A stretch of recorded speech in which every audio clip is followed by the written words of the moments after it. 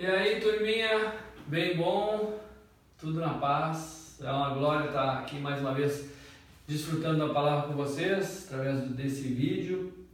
Gostaria de compartilhar um pouco, porque eu sei que com certeza vocês devem ter muitos desafios nos dias a dia, seu dia a dia, seja na escola, seja com os amigos, seja na própria congregação, e com certeza realmente é um desafio diário, até principalmente como a gente vai lidar, e também, mais importante ainda, como que a gente vai reagir nas circunstâncias, né?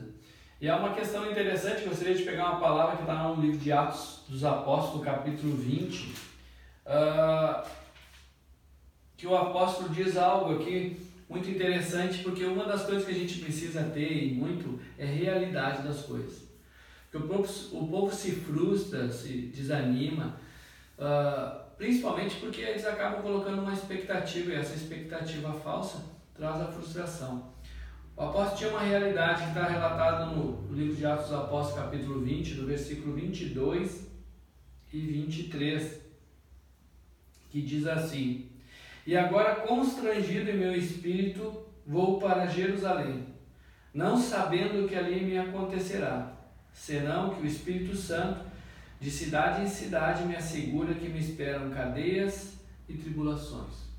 Então a gente sabe, e o próprio Jesus disse que no mundo, no nosso dia a dia, na nossa convivência com o mundo, nós teríamos aflições, mas ao mesmo tempo é necessário nós termos bom ânimo, porque ele venceu o mundo, ele soube como lidar nas dificuldades, ele soube como lidar com as pessoas que pensavam contrária ao que ele pensava.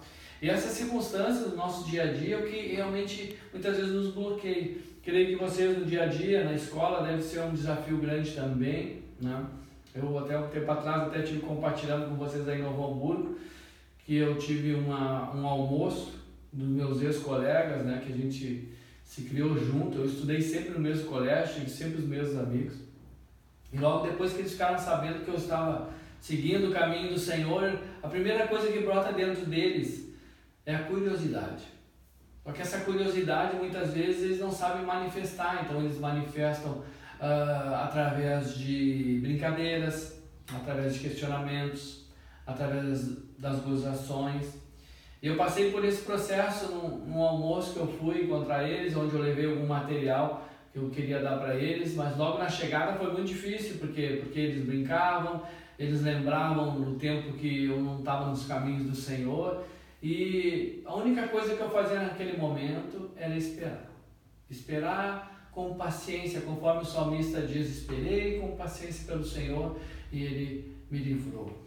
E realmente depois, no decorrer do dia, eles foram vendo principalmente que eu era a mesma pessoa, que aquilo que eu precisava antes dos caminhos do Senhor, hoje eu não precisava mais, eu não precisava estar falando palavras vãs, eu não precisava beber, eu não precisava nada dessas coisas que naquele momento para eles era necessário.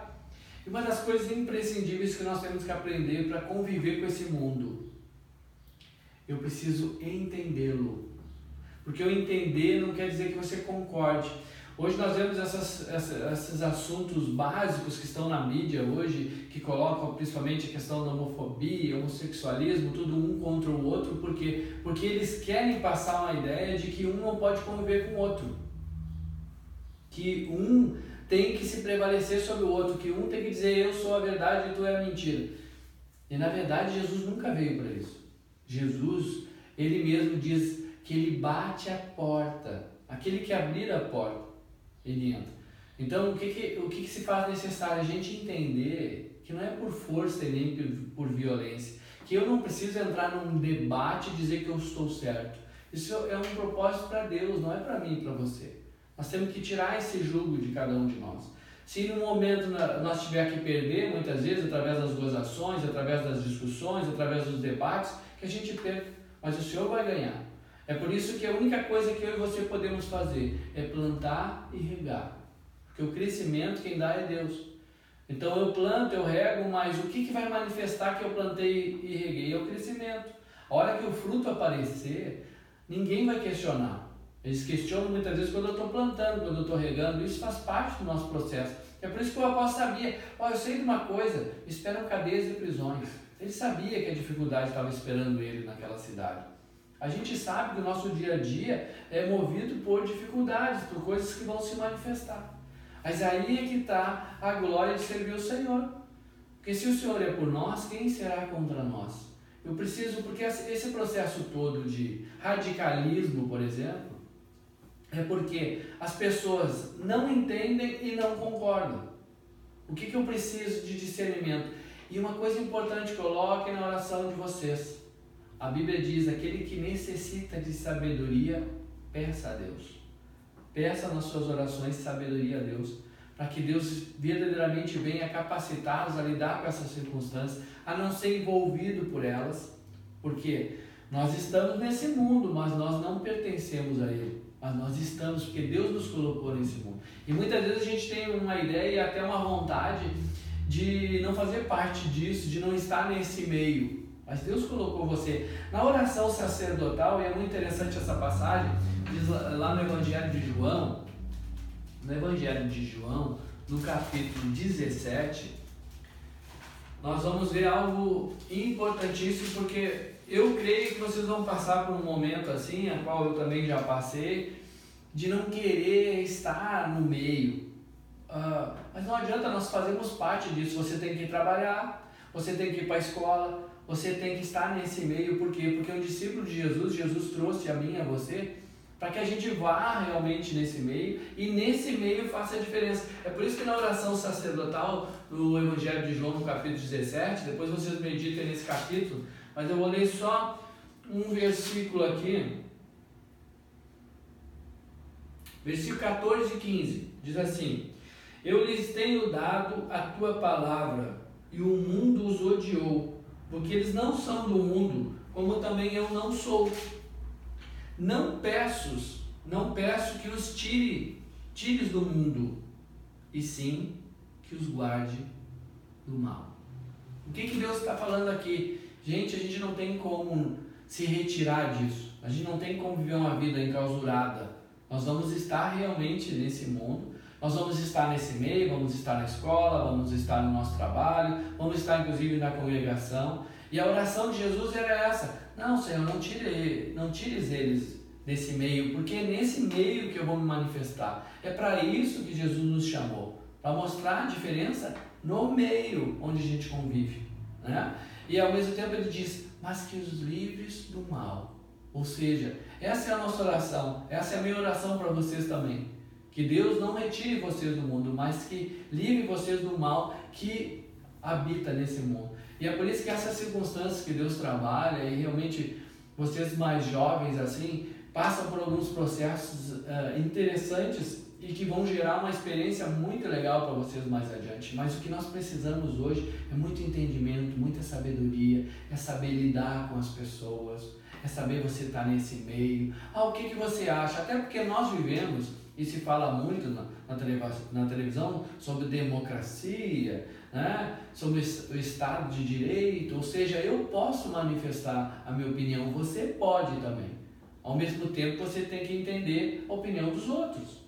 Jesus sempre entendeu a posição dos outros. Isso não quer dizer que ele concordava. E é por isso que a gente tem que saber a hora de falar, a hora de se manifestar. Muitas vezes você vai se sentir só, até naquele meio de colegas que de repente não tem o mesmo entendimento de você. Mas busque sabedoria para Deus, para que você faça a diferença lá. Não se preocupe com isso. Logo quando eu cheguei lá naquele almoço, eu também me senti muito só. Eles brincavam, gozavam, e daqui a pouco eu acabei ficando de canto. E ali eu fiquei perseverando e orando. Senhor, tu me trouxe aqui. Deus colocou você com um propósito na sua escola, onde quer que você viva, com seus amigos lá. Deus colocou você porque tem um propósito. Espere, confie no Senhor, olhe para o Senhor, para que Deus traga esse entendimento de como você deve lidar com eles.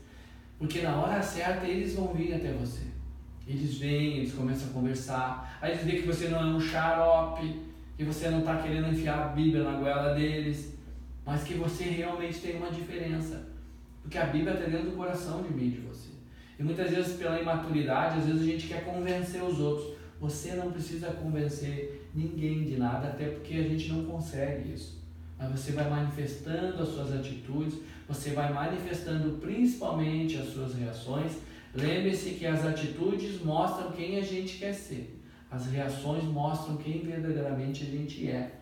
Então toda vez que Deus vai mostrando verdadeiramente quem a gente tem a oportunidade de mudar, a gente tem a oportunidade de verdadeiramente ser um discípulo de Deus. Os discípulos, Deus enviava eles para todos os lugares. Creio que muitos de vocês não estudam na mesma escola, mas Deus envia cada um para uma, porque tem um propósito com você lá, na sua casa, né? Muitas vezes o problema do jovem, muitas vezes de desânimo, às vezes eles veem os erros dos pais. Eles veem os pais, muitas vezes vão na igreja, mas em casa são outros. Isso também é um processo, seus pais também são falhos. Seus pais também estão num processo de crescimento espiritual. Isso se faz necessário, mas isso também muitas vezes é uma estratégia do diabo de desmotivar vocês. Não olhem para a esquerda nem para a direita, olhem para o Senhor. Imagina se não tivessem no Senhor hoje. Então o processo que Jesus sempre trabalha para nos trazer, quando Jesus foi escolher os discípulos, por exemplo, Simão, Tiago, João, eles estavam pescando. Quando Jesus encontrou eles e já tinha conversado com eles naquele dia, isso está relatado lá na palavra da pesca maravilhosa, eles estavam lavando as redes. Jesus chegou e disse para eles: põe-os a pescar, lance a rede. E eles chegaram naquele momento e disseram: pô, Senhor, mas nós trabalhamos a noite toda e não pegamos nada. Nós nos esforçamos, nós estamos fazendo o melhor. Ao mesmo tempo, o que Jesus queria naquele momento? Primeiramente, ele criou a circunstância de desânimo, porque eles não pescaram, eles não pegavam, eles dependiam disso, a vida deles era isso. E naquele momento, na verdade, o que se sucedeu? Deus proporcionou que eles ficassem passando por uma dificuldade para que ele viesse até eles e mostrasse: não é vocês que fazem as coisas, sou eu. Por mais que vocês conheçam, por mais que vocês entendam de pesca, no momento que Deus não estiver no negócio, fecha. E Jesus naquele momento sabia que tinha fechado, sabia que eles estavam desanimados, sabia que eles iam ter ir para casa sem nada. E eles viviam daquilo. Imagina você trabalhar a noite toda e não pegar nada. Muitas vezes você vai estar o dia todo, de repente, lá na sua escola, no seu dia a dia, e de repente você naturalmente não apalpou nada, não adquiriu nada. Mas o Senhor diz: calma, vai de novo, lança a rede, vai no meu propósito, que você vai ver que eu estou nesse negócio. E tanto é que aquelas redes encheram e a prioridade deles mudou. Tudo aquilo que eles queriam muito, que eram os peixes, você vai meditar lá na palavra e você vai ver que eles deixaram tudo para seguir o Senhor. Ou seja, a prioridade deles estava em primeiro lugar Deus. Qual é a sua prioridade hoje? Você desanima quando as pessoas se afastam de você, quando seus amigos de repente gozam de você? Você se desanima com essas circunstâncias? Lembre-se, a nossa reação não pode estar ligada à atitude de outros. E no dia a dia vocês vão aprender muito isso. E vocês, é por isso que tem o jovem e o mais maduro, vamos dizer assim. Mas qual é a diferença dos dois? É porque um sofreu mais. E a gente acaba aprendendo com os nossos sofrimentos. Eu passei por muitas circunstâncias assim, ainda passo. Deus me coloca em circunstâncias de pessoas que pensam totalmente contrárias a mim. E eu sempre estou buscando muita sabedoria e muito entendimento. Peça muita sabedoria. Peça muito entendimento para Deus. Porque a minha oração vai ser a mesma oração de Jesus por vocês. Que Deus não tire vocês do mundo, mas que livre vocês de todo mal. Que a graça do Senhor seja com vocês. Lembre-se, o Senhor é com vocês. Se anime. Vamos, ide e fazer discípulos. Essa é a palavra do Senhor. Batizar em nome do Senhor. Façam aquilo que Deus chamou vocês para fazer. Deus é com vocês. Não tenham medo. Amém? Um abração. Até logo. Beijo no coração.